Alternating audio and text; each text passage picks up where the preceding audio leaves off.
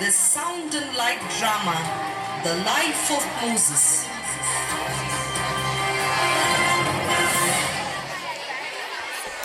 அது கிமு 13ஆம் நூற்றாண்டு.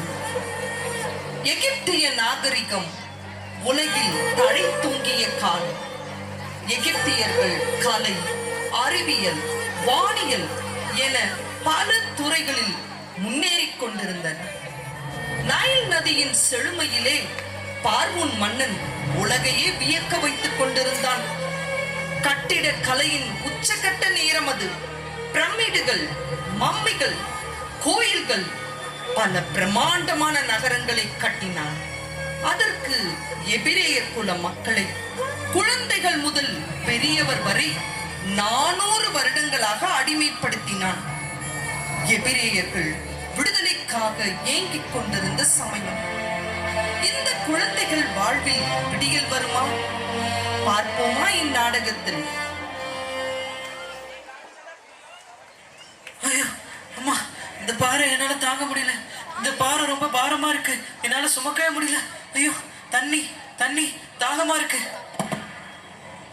ஐயோ, மயங்கி விழுந்துட்டாரே. இதாங்க தண்ணி, தண்ணி குடிங்க, தண்ணி குடிங்க, எழுந்துறீங்க. விலகிச்சல், உங்களுக்கு இதே வேலையா போச்சு. போங்க, போய் வேலையை செய்யுங்க. இந்த கொடுமையை தட்டி கேட்க யாரும் இல்லையா? இறைவா, ஏன் எங்களை இப்படி கைவிட்டு விட்டீர்? ஏன் எங்களை இப்படி கைவிட்டு விட்டீர்? கடவுளே, ஏன் இப்படி எங்களை கைவிட்டுட்டீங்க? ஆண்டவரே, எங்கள் மூதாதையர்கள் ஆபிரகாமுக்கு ஒரு சொந்த நாடு தருவேன் என்று வாக்களித்தீரே. ஏன் ஏன் ஏன் இன்னும் தரவில்லை? அந்த நாடும் வீடும் எங்கே எங்கே எங்கே?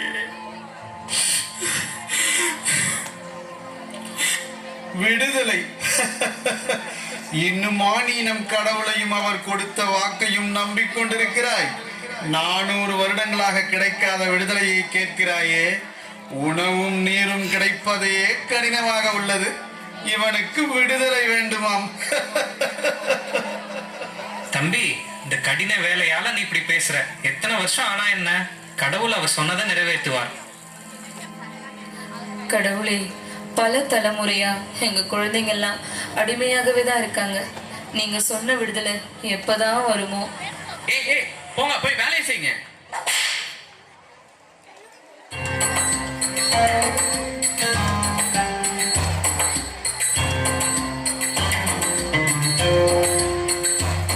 இவர்களை இன்னும் நன்றாக கசக்கி பிழிந்து வேலை வாங்கு. இந்த அடிமை மக்களை கொண்டு பல பிரம்மாண்டமான நகரங்களையும் பிரமிடுகளையும் நான் கட்ட வேண்டும். அப்போதுதான் என் பெயர் எகிப்து வரலாற்றில் இடம்பெறும். சரியா? அப்படியே ஆகட்டும் அரசே. இன்னும் நன்றாக நான் வேலை வாங்குகிறேன். அரசே, அதிலும் ஒரு சிக்கல் இருக்கிறது. இந்த அடிமை மக்களின் எண்ணிக்கை பெருகிக் கொண்டே போகிறது. கவனித்தீரா? ஆள்பலம் வாய்ந்த அடிமை கூட்டமாக இவர்கள் மாறிக்கொண்டிருக்கிறார்கள். பார்வோன் மன்னனே, இதையும் நாம் நிச்சயம் கவனத்தில் கொள்ள வேண்டும். ஏனெனில் போர் ஏற்படுமானால் இவர்கள் நம் எதிரிகளுடன் சேர்ந்து கொள்வார்கள். நம்மை எதிர்த்து போரிட்டு நம்மை வெல்லவும் வாய்ப்பு இருக்கிறது. நீர் கூறுவதிலும் உண்மை உள்ளது அமைச்சரே. இவர்கள் ஆபத்தானவர்கள்தான். இவர்களை நாம் வளரவிடவே கூடாது. இப்போதே ஒரு புதிய ஆணையை பிறப்பிக்கின்றேன். இந்த அடிமை மக்களுக்கு பிறக்கின்ற அனைத்து ஆண் குழந்தைகளையும் நைல் நதியில் வீசுங்கள். நதியில் மூழ்கி சாகட்டும் அவை. சரியான யோசனை அரசே. இப்போது உன் ஆணையை நிறைவேற்றுகிறோம். இனி இந்த அடிமை கூட்டம் எப்படி வளர்கிறது என்று பார்ப்போம். பார்வோன் மன்னனின் அந்த கொடிய சட்டத்தை நிறைவேற்ற புறப்பட்டனர் அந்த வீரர்கள்.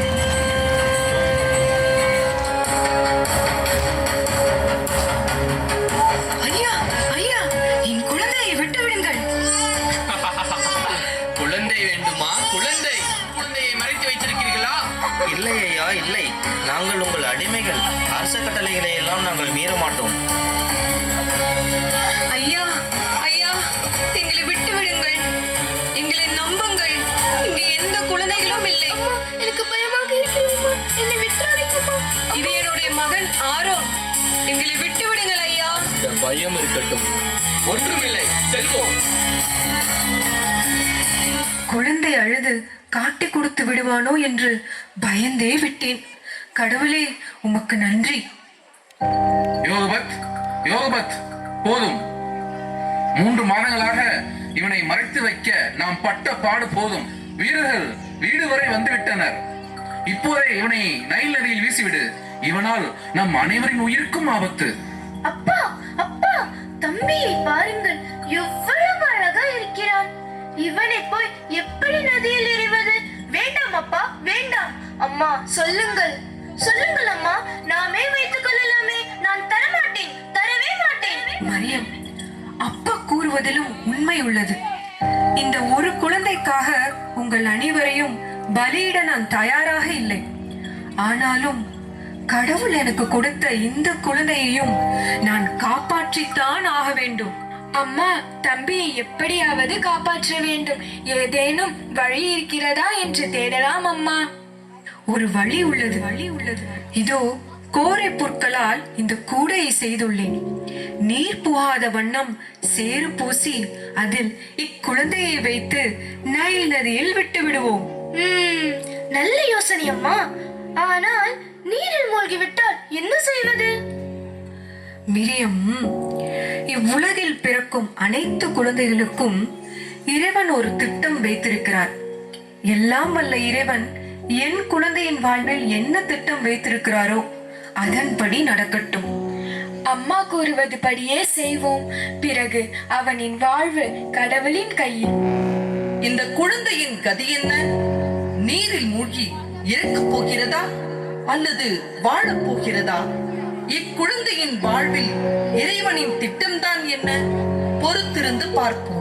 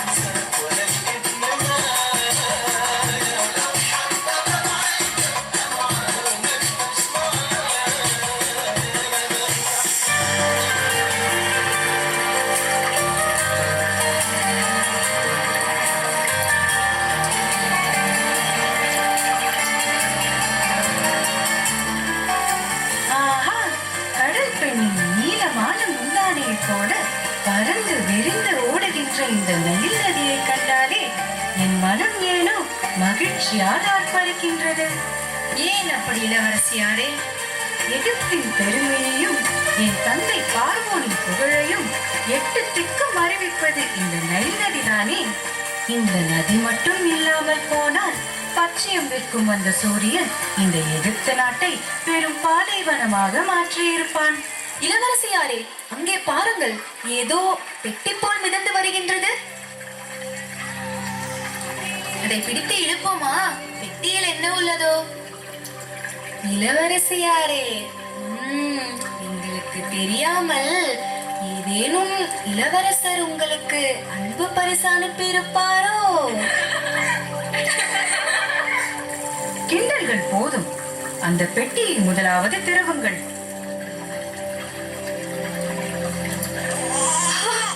குழந்தை யாருடையதாக இருக்கும்? ஆண் குழந்தை. பேசாமல் நதியிலேயே விட்டுவிடலாம். ஆஹா, மிகவும் அழகான குழந்தையாக இருக்கிறானே. ஒரு இளவரசனுக்குரிய அனைத்து அங்க லட்சணத்துடன் இருக்கிறான். இவனை பார்க்கும்போது என் மனதில் ஒரு தாய்மை பிறக்கின்றது. இவனை நானே ஒரு இளவரசனை போல வளர்க்கப் போகிறேன். வேண்டாம் இளவரசி, வேண்டாம். இது உங்கள் தந்தை ஹார்மோன் அரசனின் கட்டளை. அதை மீறுவது அரச துரோகமாகும். நான் என் அப்பாவின் செல்லப்பிள்ளை. என் ஆசையை அவர் மீறவே மாட்டார். இவனை நான் நீரிலிருந்து எடுத்தபடியால் இவனுக்கு மோயிசன் என்று பெயரிடுகிறேன். மோயிசன், மோயிசன், மோயிசன். வணக்கம் இளவரசியாரே, என் பெயர் மெரியம். இந்த குழந்தையை வளர்க்க உங்களுக்கு ஏதேனும் வேலைக்கார பெண் தேவையா? இதோ என் அம்மா, ஒரு சிறந்த தாதி பெண். யோசிக்க வேண்டிய விஷயம்தான். சரி, தக்க கூலியை பெற்றுக்கொண்டு இவனை எனக்காக வளர்த்துவார். இந்த எபிரேய குழந்தை எகிப்து இளவரசியிடம் ஒரு ராஜகுமாரனை போல் வளரப் போகிறான். இதுதான் இக்குழந்தையின் வாழ்வில் இறைவனின் திட்டமா? பொறுத்திருந்து பார்ப்போம்.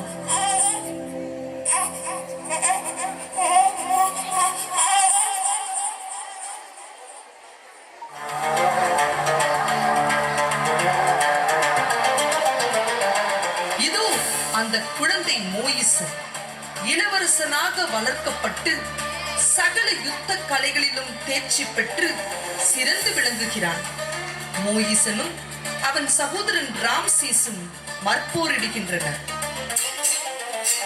மோயிசா, அப்படித்தான். அவனை அடித்து வீழ்த்து விடாதே. ஆலியா, உன் வளர்ப்பு மகன் மோயிசன் அனைத்து கலைகளிலுமே வல்லவனாகத்தான் இருக்கிறான். ராம்சேசுவையே மிஞ்சி விடுவான் போல் இருக்கிறதே.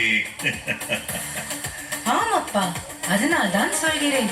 ராம்சேசுக்கு இணையாக இவனுக்கும் ஒரு பதவி கொடுங்கள். அப்பொழுதுதான் நான் பெரும் மகிழ்ச்சி அடைவேன்.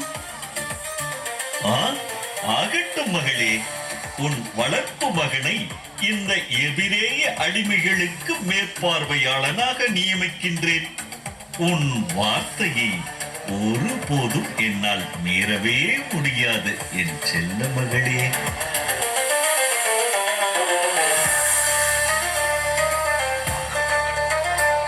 அவன் என் அடிமை, என் விளையாட்டு பொருள். ஏய், அப்படி கூறாதே. என் ரத்தம் கொதிக்கிறது.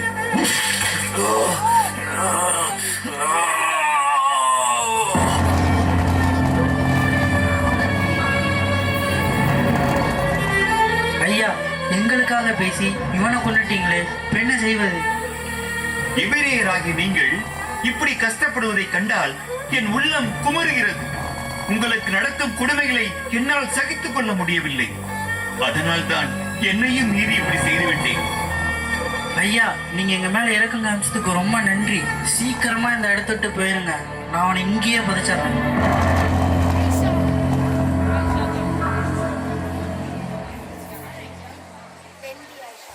ஏன் உணவையா நீ திருடி திங்கிற? உன்னை என்ன செய்யறேன் பார். ஏய் ஏய், விடு அவனை. ஏன் இப்படி சண்டையிட்டுக் கொள்கிறீர்கள்? நீ என்ன பெரிய அதிகாரியா? நேத்து ஒருத்தனை கொன்னா, இன்னைக்கு நம்மளையும் கொல்ல திட்டம் போடுறான் போல. இவர்களுக்கு தெரிந்தது போல் பார்வோன் அரசருக்கும் தெரிந்தால் நம்மை கொன்று விடுவார். நாம் இங்கிருந்து தப்பிக்க சென்று விடுவோம். தேர்ந்தெடுக்கப்பட்ட அந்த குழந்தையின் கதை இதுதானா? இவன் குற்றவாளியாக தெரிய வேண்டியதுதான் கடவுள். நாட்டிற்கு சென்று விடுகிறான். அங்கே இடையற்புட பெண்ணை மணந்து அவர்கள் வீட்டிலேயே தங்கி ஆட்டு இடையனாக 40 ஆண்டுகள் வாழ்ந்து கொண்டிருக்கின்றான். அப்பொழுது ஒரு நாள் எபிரேயனாக அடிமை குலத்தில் பிறந்தேன். அப்போதே நைல் நதியில் மூழ்கி இறந்திருக்க வேண்டியது. ஆனால் இறைவா, உன் கருணையால் பிழைத்து ஒரு எகிப்திய இளவரசன் போல வளர்ந்தேன். இப்போது என் நிலையை பாருங்கள். ஒரு ஆடு மேய்ப்பவனாக அலைகிறேன். என் மக்களோ இன்னும் அடிமைகளாக கஷ்டப்பட்டுக் கொண்டிருக்கிறார்கள். எங்கள் வேண்டுதல் உங்கள் செவிக்கு எட்டவில்லையா? எல்லாம் வல்லவரே, எங்கள் மீது இரக்கம் கொள்ளும், எங்கள் மீது இரக்கம் கொள்ளும்.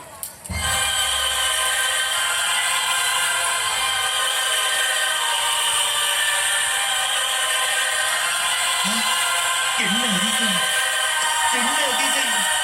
மூப்புதல் எரிகின்றதே, தீண்டு போகவில்லையே. சற்று அருகே சென்று பார்க்கலாம். மோயிசா, மோயிசா, யார் என் பெயரை சொல்லி அழைக்கிறார்கள்? ஆண்டவரே, நீரா, நீரா என்னை அழைக்கின்றீர்? ஆண்டவரே, இதோ அடியே. மோயிசா, உன் காலணிகளை கலற்றிவிடு. நீ நிற்கிற இடம் புனிதமான நிலம். நானே உங்கள் மூதாதையரின் கடவுள். இதோ எகிப்தில் என் மக்கள் படும் துன்பத்தை என் கண்களால் கண்டேன். அவர்கள் பெருமூச்சுகளை கேட்டேன். எனவே அவர்களை விடுவிக்க அந்நாட்டில் இருந்து பாலும் தேனும் பொழியும் கானான் நாட்டிற்கு அவர்களை நடத்தி செல்ல நான் இறங்கி வந்துள்ளேன். மோயிசா, இப்போதே போ, பார்வோனிடம் பேசு. நான் உன்னோடு இருப்பேன். அவர்களை வழிநடத்த உன்னை தேர்ந்து கொண்டேன். இறைவா, நானா? நானா? பார்வோனிடம் பேசவும் இஸ்ரவேலை விடுவிக்கும் நான் யார்? நான் ஒரு சாதாரண ஆட்டு இடையன். 40 ஆண்டுகளாக ஆடு மேய்த்து மேய்த்து என் நாவு திக்குவாயாக மாறிவிட்டது. என்னை போய் போக சொல்லுகிறீரே, என்னால் முடியுமா? என்னால் முடியுமா ஆண்டவரே? மோயிசா, பயப்படாது. இதற்காகவே உன்னை உருவாக்கினேன். என்னால் முடியாத காரியம் ஏதும் உண்டோ? உன் அண்ணன் ஆரோன் உனக்கு துணையாக வருவான். நான் உன் நாவிலிருந்து பேசுவேன். ஆண்டவரே, ஆண்டவரே, என்னை யார் நம்புவார்கள்? நீர் என்னை அனுப்பினீர் என்றால் நம்புவார்களா? என்னை அனுப்பியது யார் என்று கேட்டால் நான் என்ன சொல்வேன் ஆண்டவரே? ஒன்றுமே புரியவில்லையே. மோயிசா, உன் கையில் என்ன இருக்கிறது? என் கையில் வெறும் ஆடு மேய்க்கும் கோல்தான் உள்ளது.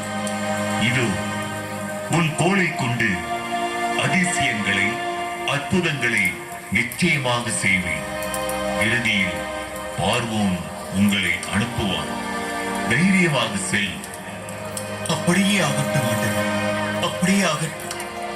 உன் வார்த்தையின்படி நான் செல்கிறேன் ஆண்டவரே, செல்கிறேன்.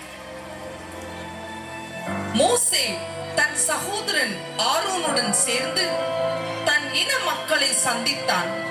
பிறகு அவர்களை விடுவிக்க அனுமதி வேண்டி பார்வோனின் அரண்மனைக்கு செல்கிறான். ராம்சேஸ் இப்பொழுது புதிய பார்வோனாக எகிப்தை ஆண்டு கொண்டிருக்கிறான். பார்ப்போற்றும் பார்வோன் அரசே, தங்களை காண மோயிசன் என்று ஒருவர் வந்துள்ளார்.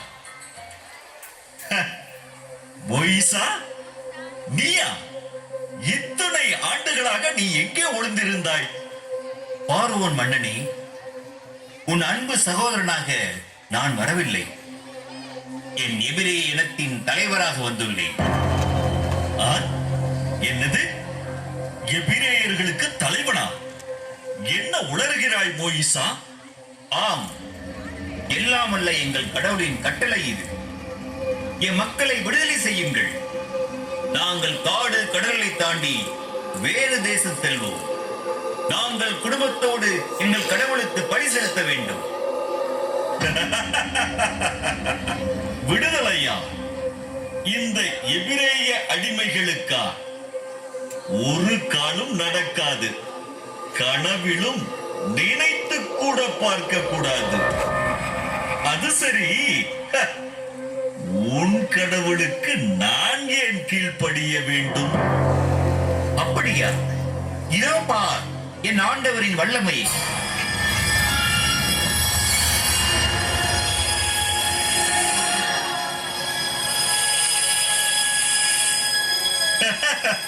இதை என் மந்திரவாதிகளே செய்வார்களே.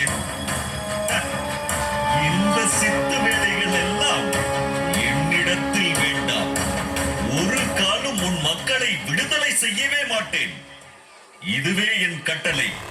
மோயிசா, உடனே என் அரண்மனையை விட்டு வெளியே செல். மோயிசா, நாம் இப்பொழுது என்ன செய்வது? ஆரோன், ஆரோன், பதறாதே. நாம் கடவுளிடம் மன்றாடுவோம் வா. அவர் நமக்கு வழிகாட்டுவார். கண்டிப்பாக நமக்கு வழிகாட்டுவார். ஆரோன், மோயிசா,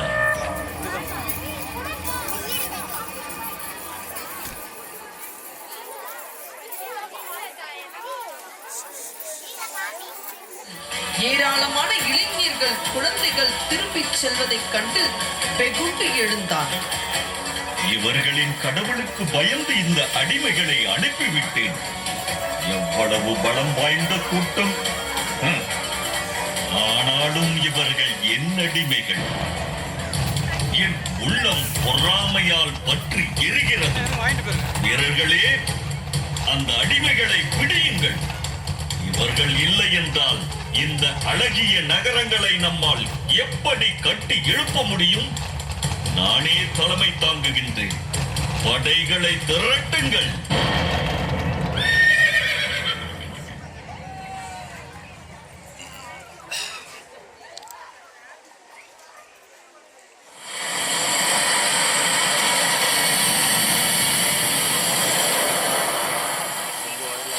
எபிரேயர் செங்கடல் பகுதியில் இளைப்பாறிக் கொண்டிருந்தனர். பின்னே பார்வோனின் படைகளின் சத்தம் கேட்டு பயந்தனர். தப்பிச் செல்லலாம் என்று நினைக்கும் போது முன்னே செங்கடல். எங்கும் தப்பிச் செல்ல முடியாமல் திகைத்து நின்றனர்.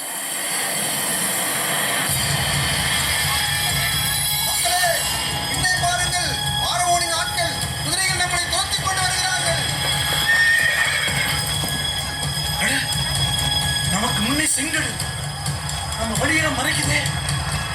பேசாம எகிப்திலே நாங்களே செத்துருப்போம்.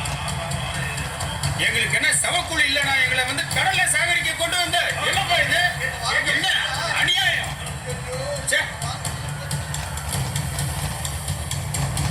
மக்களே, மக்களே, அஞ்சாதீர்கள், நிலை கொள்ளாதீர்கள். இன்று ஆண்டவரே உங்களுக்காக போராடுவார். அமைதியாயிருங்கள், அமைதியாயிருங்கள்.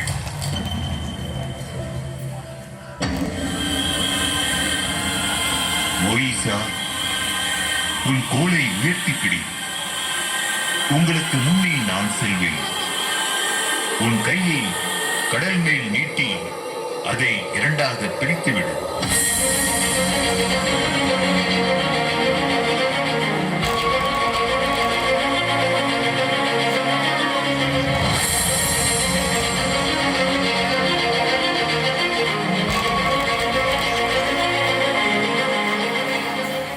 மோசே கோலை நீட்டியதும்